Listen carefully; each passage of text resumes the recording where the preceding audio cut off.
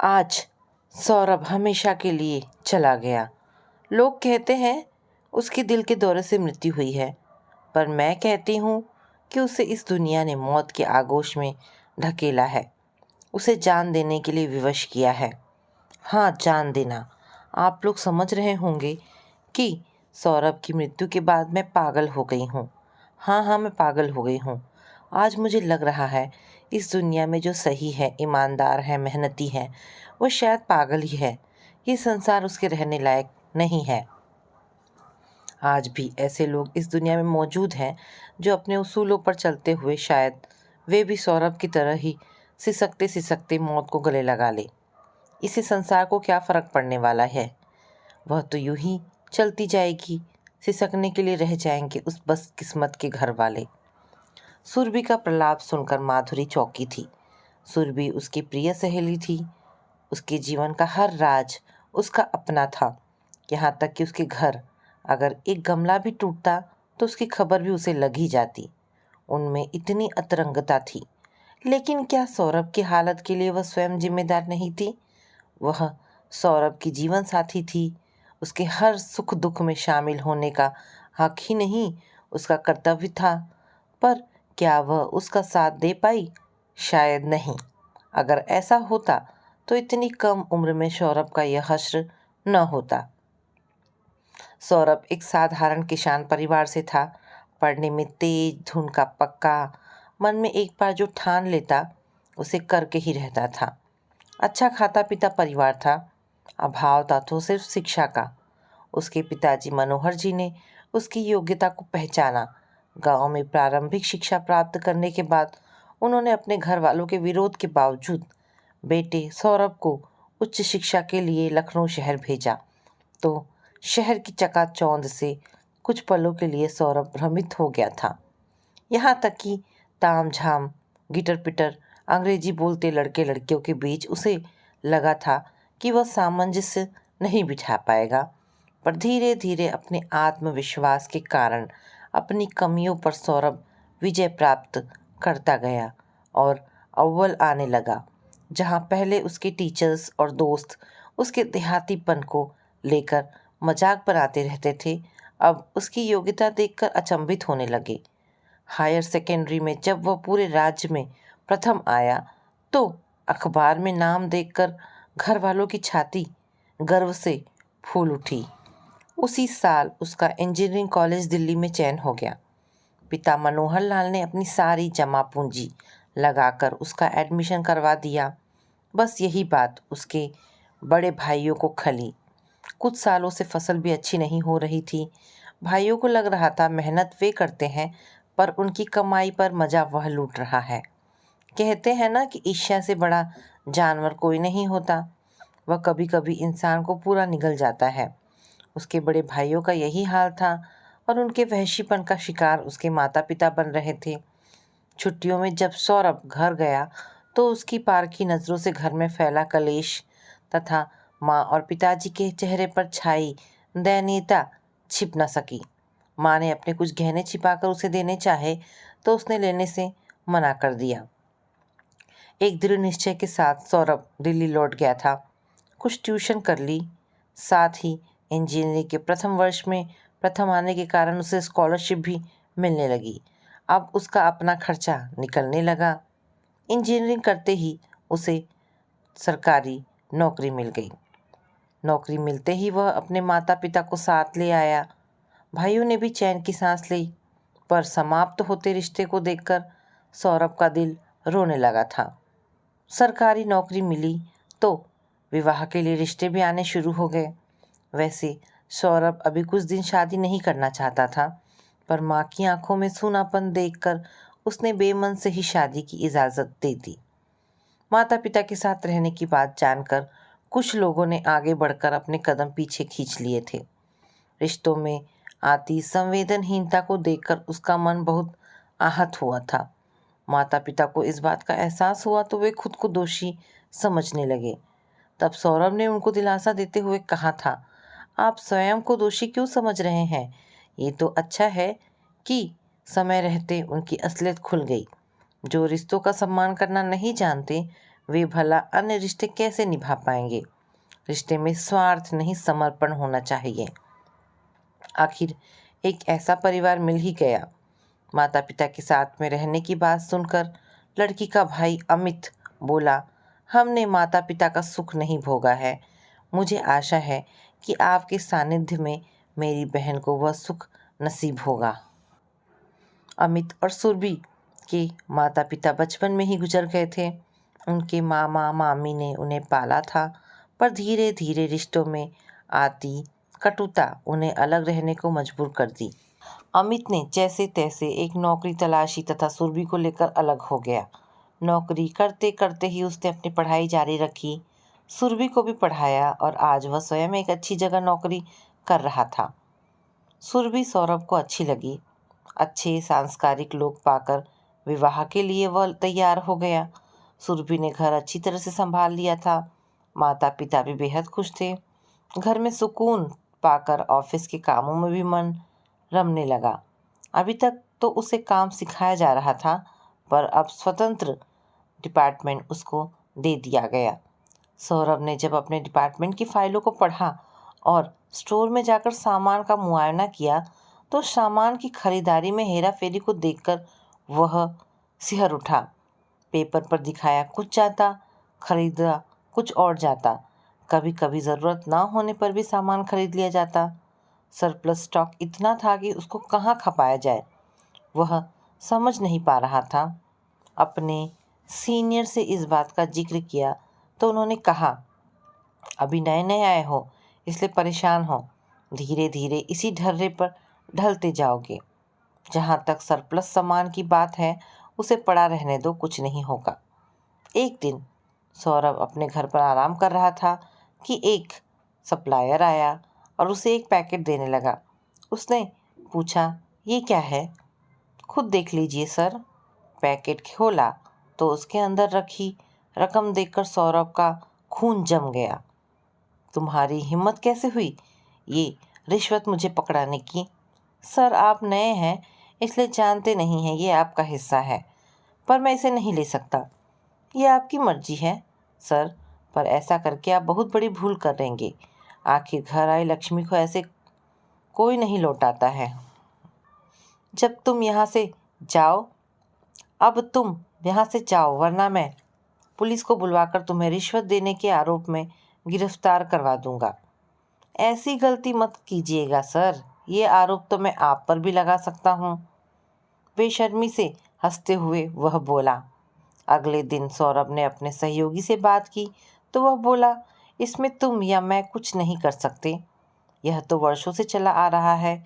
जो भी इसमें अड़ंगा डालने की कोशिश करता है उसका या तो ट्रांसफ़र करवा देते हैं या फिर झूठे आरोप में फंसाकर घर बैठने को विवश कर देते हैं। वैसे भी घर आई लक्ष्मी को ठुकराना बेवकूफ़ी है। उसने उसी समय फैसला लिया था कि लोग चाहे जो भी करे, पर वह इस पाप की कमाई को हाथ नहीं लगाएगा। वैसे भी पहली बार नौकरी पर जाने से पहले जब वह पिताजी से आशीर्वाद लेने गया था तो उन्होंने कहा था, बेटा जिंदगी की डगर बड़ी मुश्किल है।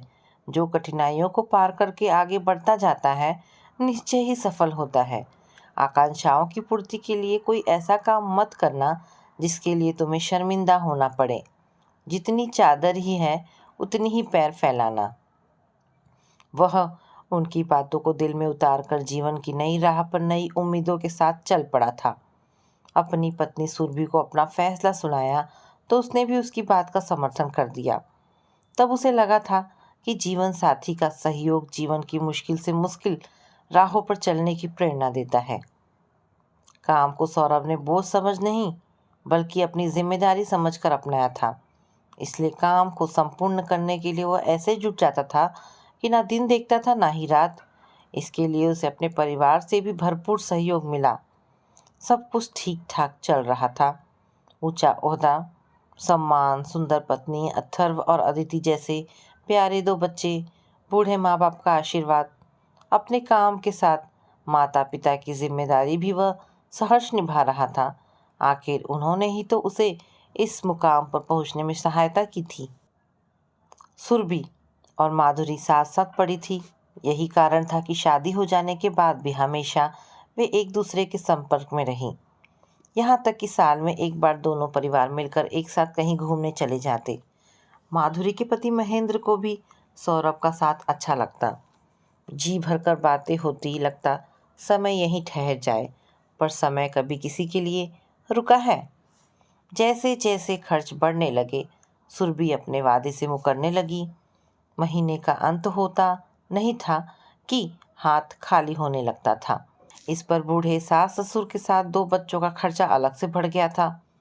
सुरभि अक्सर अपनी परेशानियों का जिक्र माधुरी से करती थी, तो वह उसे संयम से काम लेने के लिए कहती, पर उस पर तो जैसे कोई जुनून ही सवार हो गया था, सौरभ की बुराई करने का। ये वही सुरभि है जो एक समय सौरभ की तारीफ करते नहीं थकती थी और अब बुराई करते नहीं थकती है। इंसान में इतना बदलाव कब, क्यों और कैसे आ जाता है, समझ नहीं पा रही थी माधुरी। आखिर कोई स्त्री अपनी महत्वाकांक्षाओं की पूर्ति के लिए पति से वह सब कुछ क्यों करवाना चाहती है जो वह करना नहीं चाहता। सुरभि और सौरभ के बीच की दूरी बढ़ती जा रही थी और माधुरी चाहकर भी कुछ नहीं कर पा रही थी। सुरभि कहती, माधुरी, आखिर इनकी ईमानदारी से किसी को क्या फ़र्क पड़ता है। जो इनकी सच्चाई पर विश्वास करते हैं वो इन्हें गलत प्रोफेशन में आया कहकर इनका मजाक बनाते हैं, और जो नहीं करते हैं वे भी कह देते हैं कि भाई हाथी के दांत खाने के और दिखाने के कुछ और हैं। भला आज के ज़माने में ऐसा भी कहीं हो सकता है। बाहर सौरभ घर में भी शिकस्त खाने लगा था। पत्नी और बच्चों के चेहरे पर छाई असंतुष्टि अक्सर सोचने को मजबूर करती थी कि कहीं वह गलत तो नहीं कर रहा है, पर सौरभ के अपने संस्कार उसको कुछ भी गलत करने से हमेशा रोक देते। वह बच्चों की किसी मांग को अगले महीने के लिए टाल देने को कहता तो उसकी वह 6 वर्षीय बेटी अदिति कह देती, इसका मतलब आप खरीदाओगे ही नहीं, अगले महीने फिर अगले महीने पर टाल दोगे। सौरभ कभी सुरभि को उसका वादा याद दिलाता तो वह कह देती, वह तो मेरी नादानी थी, पर अब जब दुनिया के रंग ढंग देखती हूँ तो लगता है कि तुम्हारे इस खोखले दंभ के कारण हम कितना सफ़र कर रहे हैं। तुम्हारे जैसे लोग जहाँ आज नई गाड़ी खरीदने में जरा भी नहीं सोचते, वहीं हमें रोज़ की ज़रूरतों को पूरा करने के लिए अगले महीने का इंतज़ार करना पड़ता है। कार भी खरीदी तो वह भी सेकंड हैंड। मुझे तो उसमें बैठने में भी शर्म आती है। सुरभि, इच्छाओं की तो कोई सीमा नहीं होती। वैसे भी घर सामानों से नहीं, उसमें रहने वालों के आपसी प्यार और विश्वास से बनता है। प्यार और विश्वास भी वही होगा जहाँ व्यक्ति संतुष्ट होगा, उसकी सारी इच्छाएं पूरी हो रही होंगी। तो क्या तुम सोचती हो जिन्हें तुम संतुष्ट समझ रही हो उनमें कोई असंतुष्टि नहीं है? वहाँ जाकर देखो तो पता चलेगा कि वे हमसे भी ज़्यादा असंतुष्ट हैं। बस रहने भी दीजिए। कोरे आदर्शों के सहारे दुनिया नहीं चलती। अगर ऐसा है तो तुम आज़ाद हो, अपनी नई दुनिया बसा सकती हो, जैसे चाहे रह सकती हो। तब तिल मिलाकर उसने कहा था, बस अब यही तो सुनने को रह गया था। ये कहकर सुरभि तो चली गई, पर सौरभ वहीं बैठा बैठा अपने सिर के बाल नोचने लगा। उस बार उन दोनों के बीच लगभग हफ्ते भर अबोला रहा। उनके झगड़े अब इतने बढ़ गए थे कि बच्चे भी सहमने लगे थे। कभी कभी लगता कहीं इन दोनों की तकरार के कारण बच्चे अपना स्वाभाविक बचपन न गवा बैठे। इसी की आशंका जाहिर करते हुए मैंने जब जब सुरभि को समझाना चाहा तब एक ही जवाब मिलता, ये बात मैं भी समझती हूँ माधुरी, पर केवल दाल रोटी से ही तो काम नहीं चलता। अभी बच्चे छोटे हैं, बड़े होंगे तो उनकी पढ़ाई, शादी, विवाह में भी तो खर्चा होगा। अगर अभी से कुछ बचत नहीं कर पाए तो आगे कैसे होगा। रो धोकर जिंदगी घसीटती ही है गई।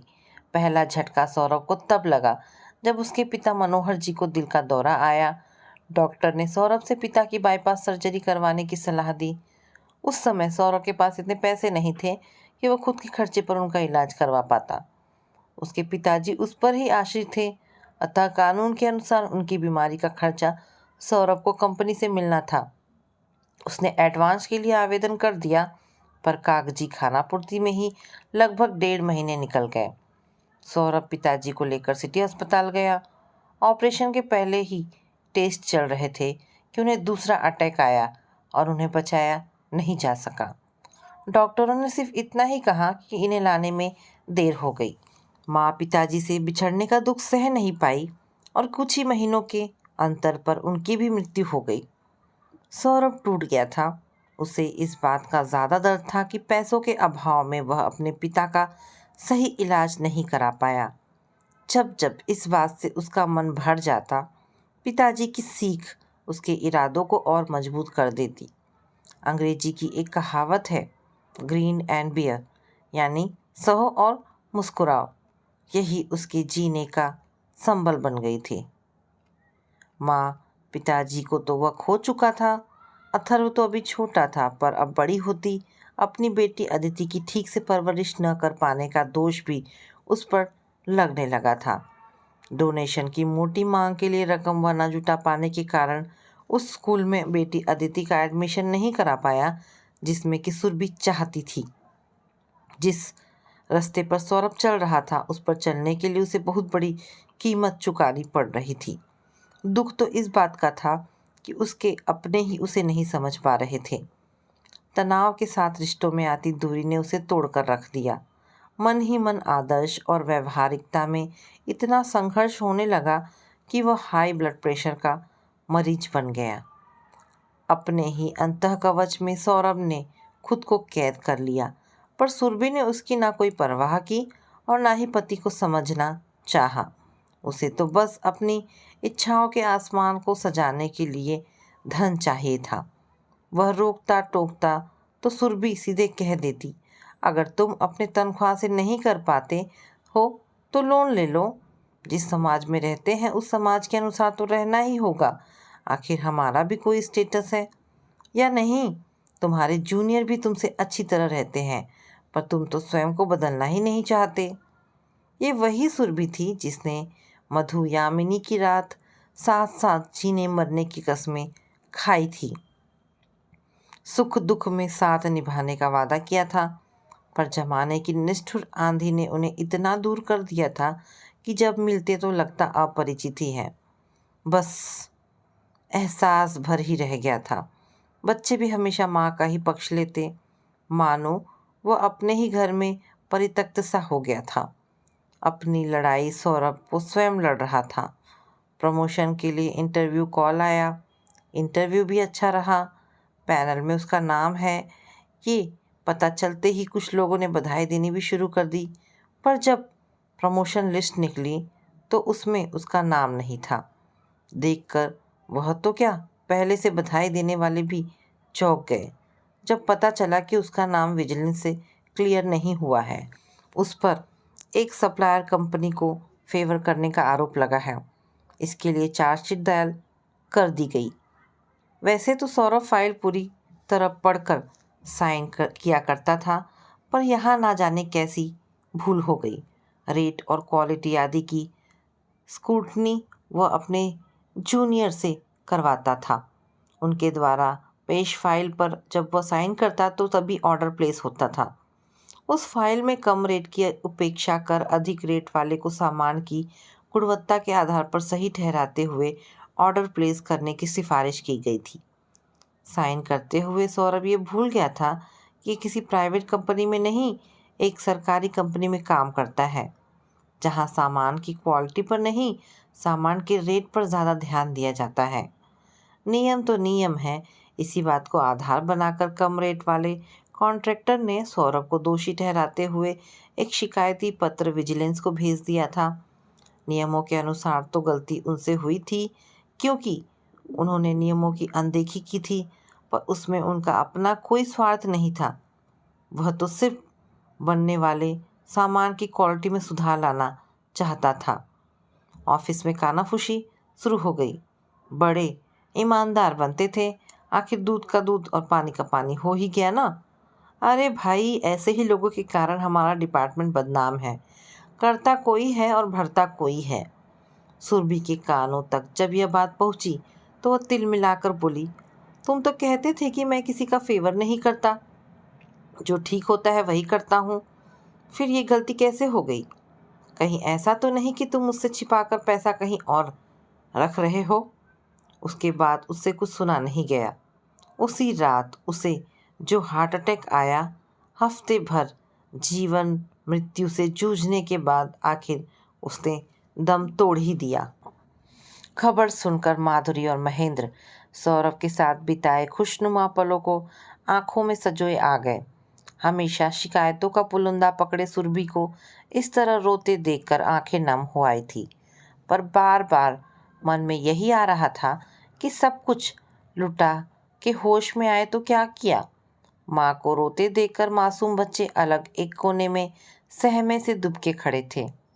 शायद उनकी समझ में नहीं आ रहा था कि मम्मी रो क्यों रही है तथा पापा को क्या हुआ है। माँ को रोता देखकर बीच बीच में बच्चे भी रोने लगते। उन्हें ऐसे सहमा देखकर सुरभि स्वयं को रोक नहीं पाई तथा उन्हें सीने से चिपकाकर रो पड़ी।